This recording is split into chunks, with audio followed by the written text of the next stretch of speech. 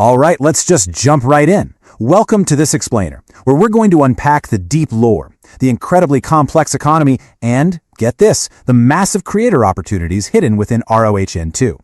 Whether you're a veteran MMORPG player looking for your next grand adventure, or a Web3 content creator searching for your next big audience, there is a lot to uncover here today.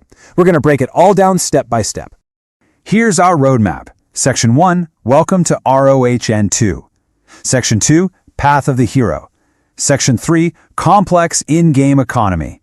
Section 4, Web3 Earning and RubyX.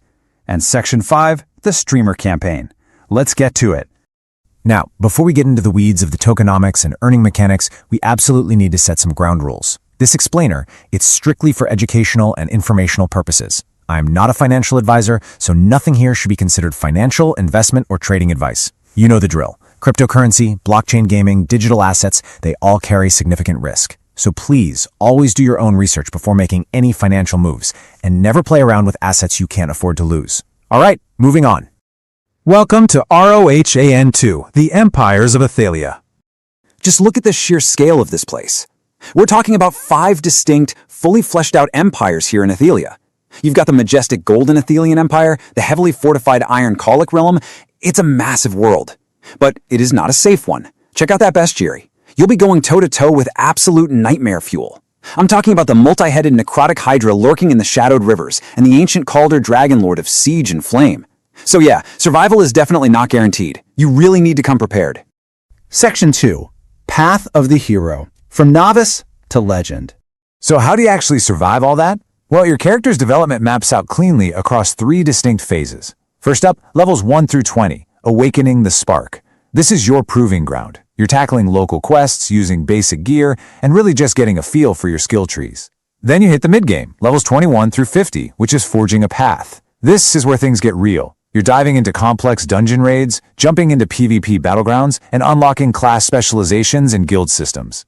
Finally, at level 50 and beyond, the training wheels totally come off. You are an endgame legend. We're talking legendary gear sets, unlocking transcendent skills, leading massive castle sieges, and literally riding alongside legendary dragon companions. It's a huge upward trajectory. And along this journey, you get to carve out your own distinct identity. The game boasts a super diverse cast of classes, but we have to talk about the iconic Dark Elf race. They are a massive draw for both new and returning players. If you're jumping in with the goal of maximizing your earning potential later on, mastering these unique racial advantages, like those of the Dark Elf, is absolutely your secret weapon. It's how you stand out on the battlefield and really optimize your entire gameplay loop. Section 3, Complex In-Game Economy, Currencies and Trade. Okay, here's the crucial thing you need to grasp. Wealth in Aethelia, it's not just some standard catch-all gold coin. It's so much deeper. Beyond the primary Aethelian calders, which act as your base currency, you have to navigate highly specialized regional currencies. For instance, you've got Eldoria Luminite, which is this magical trading currency found in the Sylvan domain, or Iron Calic trade bars, a really rare bulk currency from the Iron Realm. If you want to truly amass wealth and power here, you have to play the market. You have to master the exchange of these highly specific regional goods. And man, this economic rabbit hole goes deep. You aren't just out there blindly farming monsters for loot. It's this massive web, active gameplay, resource extraction up in the mountains, exotic maritime markets out on the seas, regional trade. It all intersects. Every single action you take, whether that's crafting unique sylvan consumables or refining raw ores, it all feeds right back into this centralized, living economic engine. If we distill that massive matrix down, the official 10-step guide to prosperity really drives home one absolute truth. You have to diversify. You cannot be a one-trick pony. You might start off simple, refining Kuni iron into bulk trade bars for gold, but you've got to expand. You'll be crafting those sylvan potions for the market, exchanging luminite gems through guild contracts, submitting rare artifacts, and yeah, even collecting diverse spices just to pay your city taxes. Because apparently, even in a high fantasy world, you cannot escape the tax man. It's a breathing marketplace that heavily rewards adaptability. Section 4, Web3 Earning and RubyX, the real-world connection. So how did this tie back to the real world? Enter RubyX. This is the tradable game token sitting at the absolute heart of the R.O.H.A.2 economy on the cross-platform.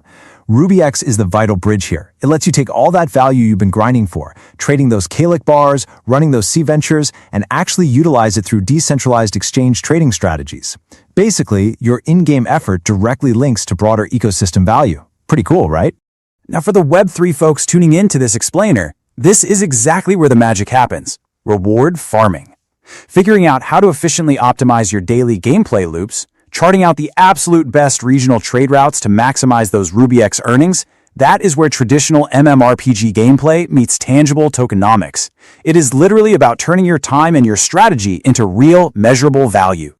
Section 5. The Streamer Campaign. Stream a new era of vengeance.